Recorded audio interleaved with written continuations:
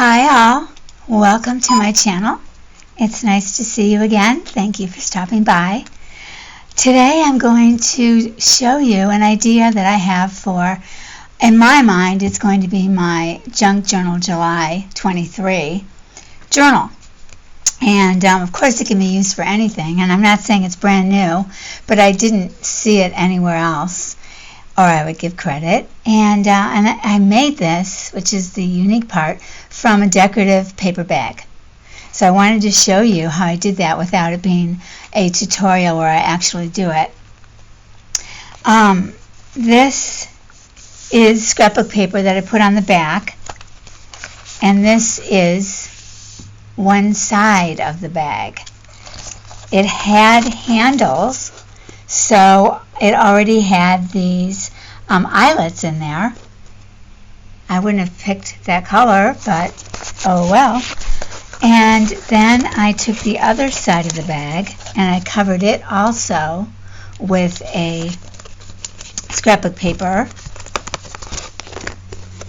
And then the front is the other side of the bag, which also had the eyelets in it. And I put in exactly 31 pieces of paper for 31 days of July.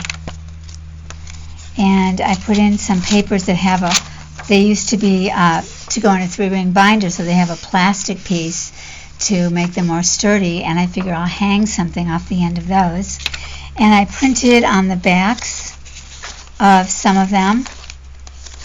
I used all different kinds of paper. It was really fun gathering all the different papers. And I don't know if I'm going to just force myself to use whatever paper comes up on the day that corresponds, or if I'll go through and pick a paper to go with the prompt. That's what I did when I did it last year. So then I used circles from Michael's, and I used this middle-sized circle. The small ones would have fit, but the idea here, of course, is that it can build way up. I can have very heavily decorated pages, and it would still be able to hold it all. And they'll stand out, they'll show, which I think is super fun. So if I have stuff coming off the ends or off the bottom, they'll all show. And I wanted to show you another one that I made in prep for this video, actually. And it's from a bag from Trailhead Tea in Sedona. And so I sort of went with that theme. And then I used a Tim Holtz paper to decorate the back. And I did the back of the bag on the front and put little tea bags in.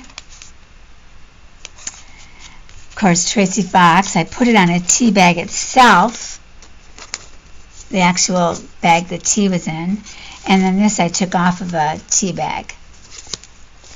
And I stitched around the edges with the machine. This is a Tracy Fox slide, and this I think is a freebie from the Graphics Fairy. And then inside I slipped one of the new Tim Holtz transparent. Let's see, do I have that kit here? Yeah. It's his transparency. So that was fun. I liked that idea. And then I have a tea bag hanging down. What belongs to you shall come to you. I love that. And then I added a craft colored, it would be like the front of a file drawer. It's dimensional. And then I put field notes inside. These are freebies from Artie Mays. So, and then I covered the circles with reinforcers, which I did on every page. I ended up decorating this one, but still it could be collaged in, obviously. And this is from the recent Your Creative Studio packet. A lot of the things in here are. This is, so it's a tuck spot. And this is a parchment piece of paper. These are from your creative studio. This is a Japanese rice paper. This is a vintage circumference paper, vintage school lining. This is something I bought in the 1990s as paper to print on. And, you know, that sort of thing. So it was fun to make it. I can easily put in 31 sheets and turn it into the, you know, a collage book. And then I hung this little thing off of it, which I hung it there because my thread knotted up so badly that it ended up being a mess. I don't know if you can see that very well. So it was super long, and I cut it off, and then I said, wait, why waste all that thread? So then I tied this little die cut thing on the end. I thought that was kind of cute. So this could be, you know, a travel journal. It could be held in my car when I get ideas. So let me show you what I do. I thought I would do this Sephora bag. Basically, these are the kind of bags I'm talking about. They're more decorative. This is a beautiful bag from a place here near where I live, and it's striped. And again, all of these bags have these strings in them. So you could conceivably skip the rings and just make a string, you know, just take these out and then use one for each side in place of the rings. It would be a little harder to move the papers, so then I would definitely use the reinforcers and an eyelet. This doesn't have an eyelet. Sephora's doesn't have an eyelet, and this doesn't have an eyelet. So I guess it depends how much the bag costs in the first place. I recommend that I put eyelets on every page, and I decorated them in advance so that they would be available. These are just distressed. And then these I did postage stamps. These I did font. These are fonts. These I did stamps that are round and had like grain on them. This is cute. This is a stamp I recently got at Goodwill.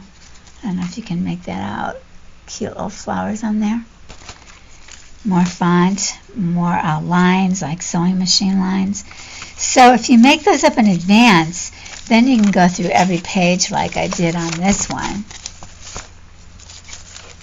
And they can actually add decoration. And I put them on the front and on the back because some of these papers are quite lightweight. Now, the papers I used in here, knowing that I was making it for the junk journal. See, this is where I did a back. I love that. So when you open it up, you see a beautiful back and you see a front. Anyway, these papers tend to be a little bit on the more, not all of them, but I tried to make them more of a sturdy paper. And I meant to put the reinforcers on this and I forgot. So I thought, well, if I take the papers out when I make the collage, then I'll put the reinforcers on. If I just work with it flat and make the collage, then, you know, I probably won't. So it'll depend. If I come to a thin piece of paper, I'll definitely put the reinforcers on.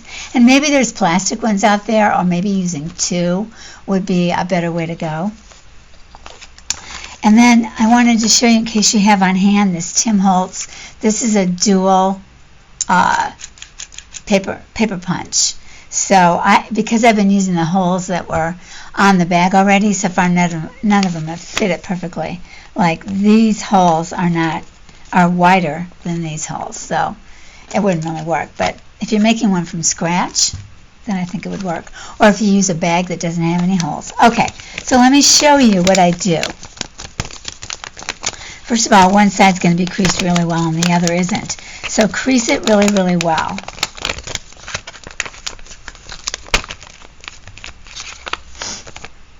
And then,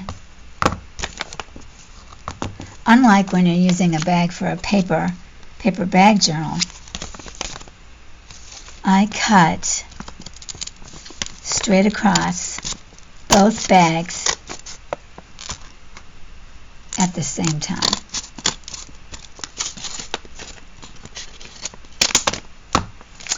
And what's cool about the piece that comes off is that this, in and of itself, can become a little bag, a little tray, really, to catch scraps or whatever. And this one already has a piece of cardboard in the bottom.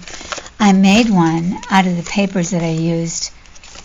Well, I don't know. I cut this from something because it's definitely a craft bag. I put Tim Holtz, his cigar paper, scrap papers, and more papers from his, and then more of his. It's kind of I like the colors together. It's kind of masculine, but I really like it a lot.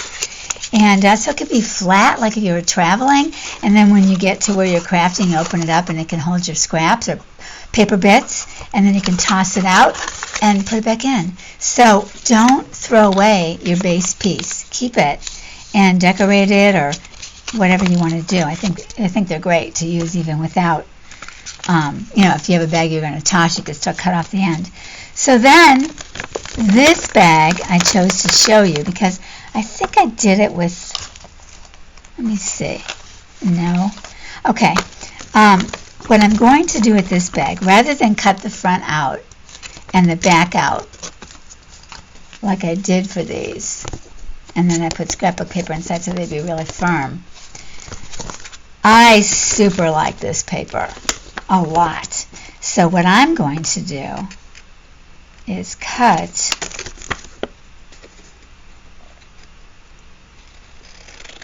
this side. I want this to be my back because I have no reason to advertise that company. And like this. So that's the back. And then I'm going to take these out. I'm going to, I untied them. Yeah, you don't have to cut them usually, you can untie them.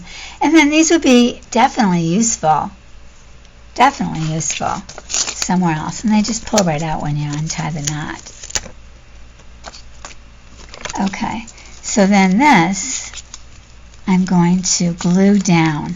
I'm going to put maybe something in the middle to make it look a little prettier, or maybe put maybe a muslin strip over the top. I'm not really sure. But this is going to be my front, and I'll have to repop the holes in there. I know it's kind of hard to see on black. And then this will be my back, and I will cover it with a stronger paper. And then I will do something to make the edges more attractive. I might add something. At least I will cut them out straight so they look attractive. And then this will become a top and this will become a bottom. And it's a very heavily glossed paper, so I think this is an ideal paper to have in my car. It's going to withstand anything I might spill, and it can get tossed around. It's black. It's not like it's going to show anything on it. I don't love this bag, so it's not a big deal to me if something does kind of mess up on it. And it's such a small size that it's just perfect. I think I'll punch large index cards so they are weighty.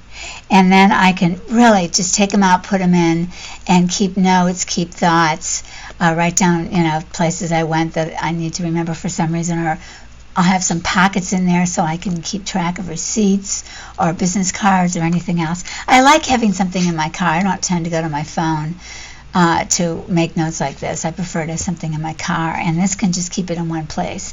And then with the circles, you can just, open them up and take stuff out. So that is that. I hope that's understandable to you. This one, again, I would cut it straight across here, and then I would cut out, this will be open, I would cut out each side and save these for something else. I would take the knots out of the bag, add the rings, and I would have my top and bottom. This is a very heavy-duty bag, craft bag, so it probably would not need to be reinforced, but I think I would reinforce it. And maybe just with another piece of craft paper.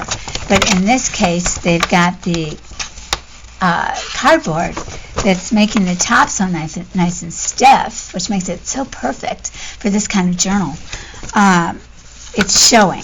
So I'd either, when I take these out and this is cut off, I'd be able to lift this up and cut this out, or cut it so it doesn't show is more likely if I don't cover. Okay, but I think I might cover. And then on this one, my idea was this could be a really cute short front. So it would just be cut to here, and I would toss this out. And then the back inside would be the whole thing. And so this then would show up under here, except that the papers would be on top. So it would be similar to this. Short in the front and the rest of it in the back. So if all the papers were taken out, and then this one, like any of the others, but because it's small in size, the rings can be the small rings, and they can be on the side. And this could be a book that flips like this. This could be a swatch book. It could be a, sampler book. It could be a diary or a journal. It could be anything you want. So any size bag will work. You can tell. These are all different size bags. And you would just get rings that are the right size. They have even larger rings than this. And then color your, or distress, stamp or distress your reinforcers. And you will have yourself a fun and cute little Junk Journal July collage book or other sort of book. And they're fun to decorate. I mean, remember, keep everything flat, because when it flips over, you don't want it to be, taking up space. Because when we get down to the 30th day, like on this larger one, I made all my decorations. I made this tag from scratch. And, of course, all of these will lay flat. I could even put it underneath. And then these can puff up. I can't wait to see it puffed up. I don't know if I'm going to do every day this year like I did last year. I was amazed that I stuck to it so well, and I was really happy. It was a struggle at times, so my goal was really what kept me going. I don't know if I'm going to put that much time into next month's, because I have so many projects in the works that I love too. But I might do them all eventually. I'm sure that's how some of you do it. Let me know in the comments if you'd like to see some of the pictures that I made from last year's journal for Junk Journal July. This was the journal I used. It was a wraparound. And I made, I think, some super cool ones, and then some, not so super cool ones, just like everybody else. But I never shared them other than picturing them each day on Instagram. So I'd love to share some with you. If you're interested, please let me know. I won't bother if you're not. But maybe a little juice to get ready for your Junk Journal July collage ideas. The prompts are very different this time. She pulled from past years, she said. So some of those you may already know. I did it for the first time last year, so I don't know. Anyway, I've got to get back to work. So I hope this was of interest to you. I hope you like the idea. I love it. I can't wait to see how it looks puffed up. And I hope you'll tag me if you show yours, or put it on YouTube. I would love a call out. And I'm super excited to see what you all do for Junk Journal July, or whatever with your journal. Take care, you guys. Thanks so much for stopping by. I'll talk to you later. Bye-bye.